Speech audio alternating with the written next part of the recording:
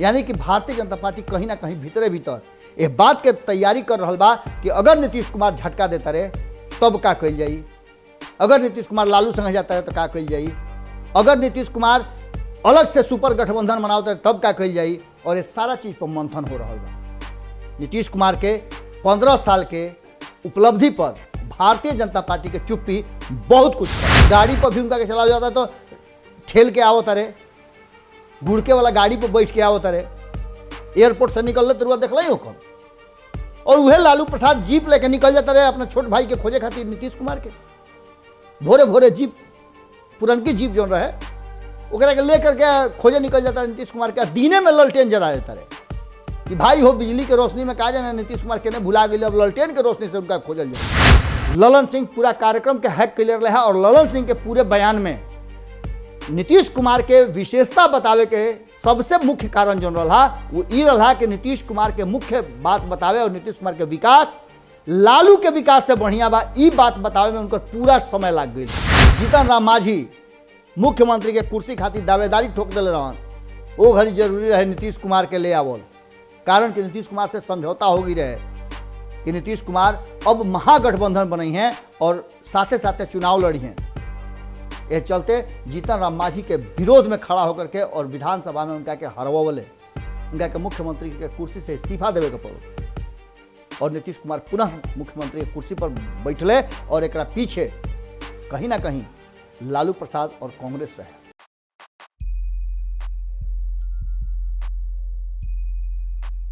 एक खाली फेर सर वालों के गोड़ लागतानी और संगे संगे बिहार के राजनीति में जो भूचाल आइल बा, अगर रुआ भारत लाइव से होके आवतानी तो रुआ तो बात के पता चल गई हुई कि आज विषय का बा। और विषय बा कि आखिर लालू प्रसाद पटना आकर के बिहार के राजनीति में इतना गर्मी कैसे पैदा कर दिले, उनका आवते आखिर बिहार के राजनीति खौले काहे लागल और दीने में ललटेन जरा के लालू प्रसाद नीतीश के खोजे काहे निकल गए।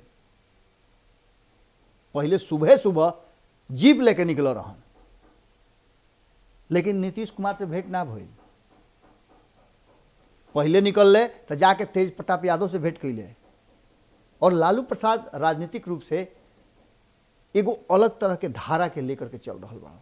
लालू प्रसाद के कहल जाला कि राजनीतिक सुचिता के लालू प्रसाद खूब बढ़िया से चिन्हे ले जाने ले। बिहार में 15 साल अपना शर्त पर शासन कैले, वो शासन के बहुत सारा कमी नाकामी अच्छा बुरा कर सकिले, जे करी ओकरा से गलती और अच्छा दोनों हुई। नीतीश कुमार के 15 साल के शासन के आज जश्न मनावल जाता रहा और उनका के बेमिसाल कहल जाता रहा। लेकिन ये बेमिसाल शासन के कहीं ना कहीं मोड़ देवे के पड़ रहा लालू के तरफ। इसका कारण का फिर लालू के चर्चा का है, जब लालू बढ़िया रहते तो उनका के रुआ रखती ना, बिहार के जनता उनका के आगे भी शासन खातिर तैयार रखी थी। लेकिन नीतीश कुमार के ले आवे के पीछे कारण रहे कि नीतीश कुमार नया तरीका से बिहार के परिवर्तन में और बिहार के बेहतर बिहार बनावे खातिर संकल्प के साथ आई रहा। हालांकि ये बात नहीं कहल जा सकला कि नीतीश कुमार कुछ कैले ना, लेकिन नीतीश कुमार जौन कैले ओकर तुलना लालू प्रसाद से काहे हो रहा बा। ये लालू के विशेषता बा, लालू के राजनीतिक मजबूती बा और मजबूत खूंटा बा जना के कबारे में अभी भी नीतीश कुमार सक्षम नहीं खन। चुनाव में हार जीत अलग होला, लेकिन जौना तरीका से इस सब कुछ हो रहा बा और इस सब कुछ के साथ लालू प्रसाद जब पटना में आ जाता रहे तो खलबली मच जाता बिहार के राजनीतिक दल में। राजनीतिक घराना के लोग एने ओने अपन लागत छटपटाए और अपन अपन परिवार जो पार्टी बा ओकरा के समेट के भर अखबारी ध के फेरम वालों के कहीं केहू छटको मत। इतना मजबूत बड़े लालू प्रसाद जो उनकी 16-17 गो 18 गो बीमारी से ग्रस्त बड़े। गाड़ी पर भी उनका के चला जाता तो ठेल के आवत रहे, गुड़के वाला गाड़ी पर बैठ के आवत रहे, एयरपोर्ट से निकल तो देखल ही हो कब। और वह लालू प्रसाद जीप लेके निकल जाता रहे अपने छोट भाई के खोजे खातिर नीतीश कुमार के। भोरे भोरे जीप, पुरनकी जीप जो रहे ओकरा के लेकर के खोजे निकल जाता नीतीश कुमार के। दीने में ललटेन जरा देता रहे कि भाई हो बिजली के रोशनी में कहा जाना नीतीश कुमार के ने भुला गई, अब ललटेन के रोशनी से उनका खोजल जाई। ये सारा जो राजनीतिक घटनाक्रम बा, कार्यक्रम बा, एकर आपन एक अलग पहचान बा और इस संदेश दे रहल बा। कहीं ना कहीं यह बात के संदेश दे रहल बा कि बिहार विकास खोजता, बिहार एक नया धारा खोजता। बिहार जौन की बेरोजगारी से तड़प रहल बा, कलप रहल बा, वो बिहार के रोजगार चाहिए। बिहार जहां उद्योग धंधा नहीं लागत, वो बिहार के उद्योग चाहिए। बिहार जौन पलायन प्रदेश कहा रहल बा, पलायन रुके के चाहिए। आंकड़ा तो बहुत होला। आज सुबह सवेरे वालों के खबर के माध्यम से भारत लाइव में बतैले रहे कि कैसे तेजस्वी यादव नीतीश कुमार के 15 साल के कार्यक्रम से पहले उनका सामने प्रस्ताव और शर्त के साथ डिमांड रख देले कि हतना हतना बात बढ़ुए, ये बात पर अगर विचार करे होगे, बात के जवाब होके तब तू जश्न मनावो, वरना तरह जश्न मनावे के कोनो नैतिकता नहीं है। और नीतीश कुमार के जब बात होला तो नैतिकता के सवाल सबसे पहले खड़ा होला। कारण कि नीतीश कुमार जब गैसल रेल दुर्घटना हो जाता तो इस्तीफा देवे खातिर चल जाता रहा। जब बिहार में उनकर पार्टी 2 सीट पर आके 2014 में टिक जाता तो मुख्यमंत्री पद से इस्तीफा दे देता रहा। आखिर वो नीतीश कुमार कहाँ बढ़े? उनके के खोजे खातिर कहीं ना कहीं लालू प्रसाद निकल बढ़े और दिन के उजाला में ललटेन जला करके लालू प्रसाद ये बात संदेश दे ले कि अब ललटेन के जरूरत है बिहार के बा। अभी संकेत नीतीश कुमार खातिर बा या फिर भारतीय जनता पार्टी खातिर बा। कारण कि दोनों जगह मंत्रणा चल रहा बा कि अब लालू के जो वर्तमान परिस्थिति बा, वर्तमान में जो लालू फिर से खाली तैयार हो ले, नया धारा दे दिले और ललटेन तेजस्वी यादव के हाथ में सुपुर्द कर दिले और ये बात के घोषणा कर दिले कि अब जौन फैसला हुई तेजस्वी करी। खुला मन से तेजस्वी यादव के एक एक क्रियाकलाप के, एक एक कार्य के तारीफ करना ये बात के तरफ इशारा करत रहे कि तेजस्वी यादव के अपना उत्तराधिकारी के रूप में ललटेन सुपुर्द करके लालू प्रसाद यह बात के पक्का कर दिले कि अब चाहे जितना जगह छान पगा तुरावे को तुराओ, लेकिन तेजस्वी यादव राष्ट्रीय जनता दल के मुस्तकबिल हो गई बारे। तेज प्रताप यादव के छोड़ देना, उनका के कार्यक्रम में शामिल ना कराना, जबकि पिता के रूप में उनका से जाके मुलाकात कर लेना, यह बात के तरफ इशारा करता रुआ लोग के याद हुई। और मीडिया के सुर्खी में ये बात हम देखता नहीं कि रुआ लोग से 24 घंटा पहले ये बात हम कहले रही कि लालू प्रसाद पटना आवता रहे तो सिर्फ कारण कोर्ट में पेशी नहीं खे। लालू प्रसाद परिवार, पार्टी और हित नाता, कुटुंब, साथी, दोस्त, भाई जे बिछड़ गई बा सबके जोड़े आ रहा बा।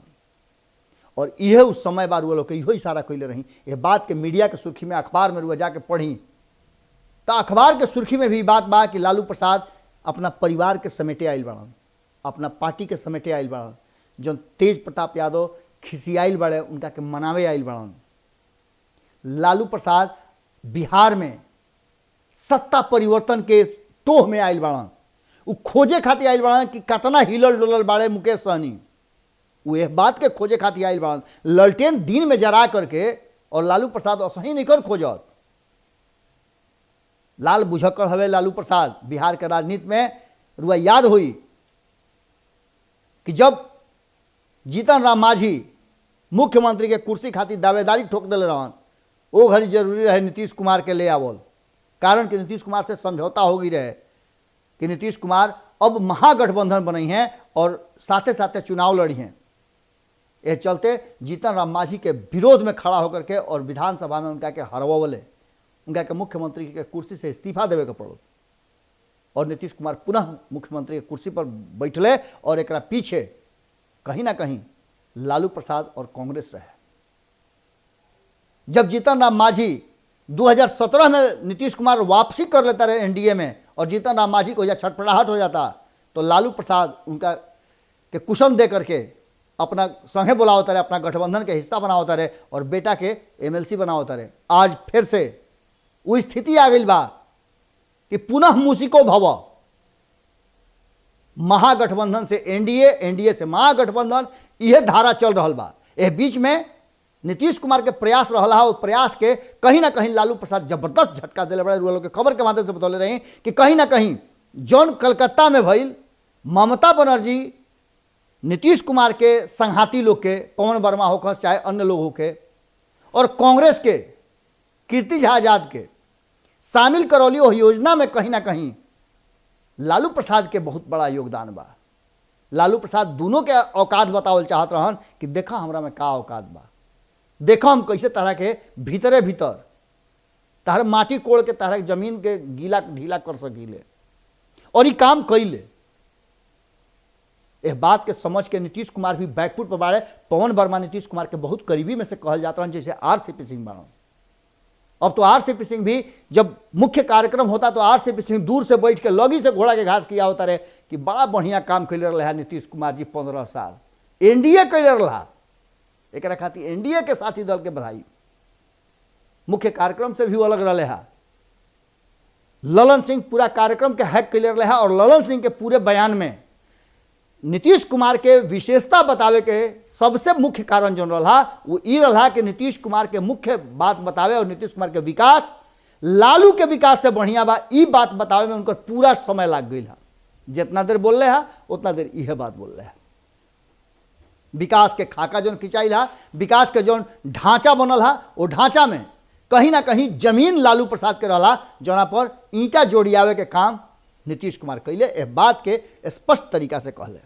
2005 से लेकर के 2021 तक के जो कार्यकाल रहा ओकरा में रोजगार होखे चाहे अन्य बात होखे, जौना जौना विषय पर 21 गो विषय पर लगातार जो घेर रहा बाड़े, वो सारा बात के लेकर के जवाब तेले जरूर है, लेकिन उस जवाब के साथ साथ एगो बात रहा कि लालू के ललटेन के रोशनी में कहीं ना कहीं नीतीश कुमार के विकास एक खाली फिर से अझुरा गई बा, औजा गई बा और भुला गई बा। कारण कि कहीं ना कहीं अरे वह बल्ब बिजली कहता नहीं कि हम गाँव गाँव पहुंचा देनी, अब एको गांव ऐसा नहीं खे ललटेन फ्री गांव बना देनी, लेकिन आज फिर से खाली दिन में ललटेन जला करके लालू प्रसाद ही बता देले कि तहार बिजली जब कटी तो ललटेने के रोशनी में तहरा राह ही नजर आई। अब एक संकेत के मतलब रुआ समझ ली और बिहार के राजनीति के समझ ली। भारतीय जनता पार्टी भी मंथन के दौर से गुजरल जाता, और पुरनका जो भुखाइल विकराल विकराल नेता बड़े कुल लोग के खोज खाज के ले आकर के, और भारतीय जनता पार्टी जरा के भुला गई रहा उस सब लोग के जुटा करके और कार्य समिति के बैठक करके वो जब फैसला कैले बा। फैसला अभी तक क्लियर नहीं किया है, कारण कि केहू बोले के तैयार नहीं के मुंह पर चुप्पी रख ले बा कि आखिर नीतीश कुमार चुप्पी से रखले बड़े वो बोलस तब बोलब। यानी कि भारतीय जनता पार्टी कहीं ना कहीं भीतरे भीतर इस बात के तैयारी कर रहा बा कि अगर नीतीश कुमार झटका देता रहे तब का कल जाई, अगर नीतीश कुमार लालू संग जाता रहे तो का कल जाई, अगर नीतीश कुमार अलग से सुपर गठबंधन बनावता रहे तब का कल जाई। और ये सारा चीज पर मंथन हो रहा बा। नीतीश कुमार के 15 साल के उपलब्धि पर भारतीय जनता पार्टी के चुप्पी बहुत कुछ कह रहा बा, और ऐसा में लालू प्रसाद के एक्शन में आ जाना, एक्टिव हो जाना और ये कहना कि अब बिहार में अलग तरह के राजनीति हुई, जरूर इशारा बा और कहीं ना कहीं भीतर खाना में कुछ बड़ा होखे वाला बा। ये पूरे विषय पर पूरा विश्लेषण सुनला के बाद सबसे पहले तो इतना देर तक हमार बात सुनला खातिर वो लोग के बहुत बहुत धन्यवाद हम देव, और संगे संगे इ निहोरा करब कि जब बात सुननी एकरा में कुछ कमी बेसी या फिर सहमत बानी असहमत बानी, अपन विचार जरूर लिखब सब है। कारण कि रुआ विचार के हमेशा इंतजार रहा और हर विचार के हम पढ़ी ले। रुआ नीमन बोली बाउर बोली उसे हमरा कोनो दिक्कत नहीं है। रउए मालिक हई, रउए जो समझाई तो समझ में आई। आखिरकार जे कुछ भी हम कर रहा बानी रउआ खातिर कर रहा बानी, बिहार खातिर कर रहा बानी, और बिहार के एक एक आदमी खातिर कर रहा बानी। एकरा मतलब बा कि बात जौन बा आवे वाला बिहार के राजनीति के जौन दृश्य रुआ लोग के सामने रखनी है, ये हर लोग तक जाए के चाहिए और उनकर विचार खूटा ठोक पर आवे के चाहिए।